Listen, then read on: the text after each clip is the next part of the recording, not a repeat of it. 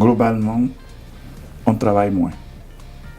Mais si tu prends certains pays, comme le Rwanda par exemple, on travaille plus à cause du leader. Si tu prends le Ghana, on travaille un peu plus à cause du leader. Si tu vas au Cameroun, le travail est comparable au Bénin. Si tu vas, je sais pas moi, en Guinée équatoriale, c'est encore pire.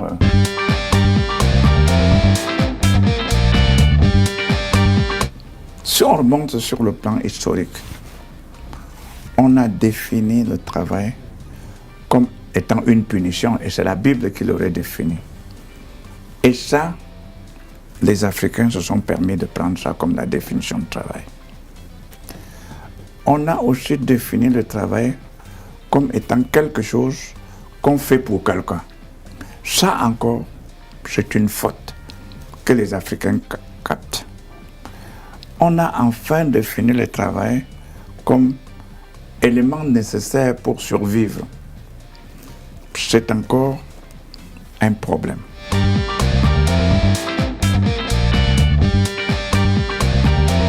Nous singeons l'Europe idiotement.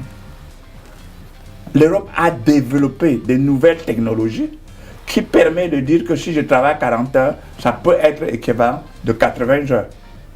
Nous refusons de questionner pourquoi ils peuvent décider de travailler 40 heures et ils se développent tous les jours. Et nous travaillons 40 heures et nous ne pouvons pas nous développer. On refuse on dit simplement que l'Occident nous exploite.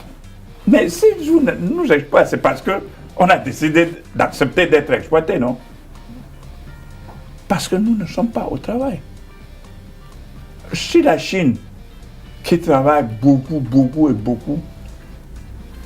fait encore 60 heures aujourd'hui, c'est qu'il a 12 heures par semaine. Non, 20 heures par semaine, supérieur à l'Europe.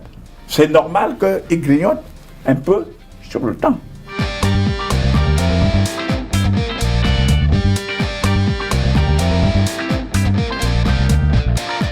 La première partie du monde où il faut piquer quelque chose, c'est l'Afrique elle-même. Parce que n'oubliez pas qu'avant la colonisation intellectuelle, mentale et morale, on travaille beaucoup en Afrique. Beaucoup d'inventions ont été faites en Afrique. N'oubliez pas. Donc, il faudra reprendre l'histoire que nous connaissons d'Égypte, d'Éthiopie ancienne, du royaume Monomotapa, pour reprendre les notions essentielles du travail. Ensuite, s'il faut sortir du continent africain, il faut aller en Asie. Le travail est ce qui anoblit l'homme, ce qui enrichit l'homme, ce qui lui permet de s'élever au plus haut degré. C'est ce travail qui permet à l'homme de dépasser toutes les autres espèces vivantes. Oui. Le travail, si telle est l'acception que nous acceptons, ça veut dire que le travail doit être considéré comme une partie de plaisir.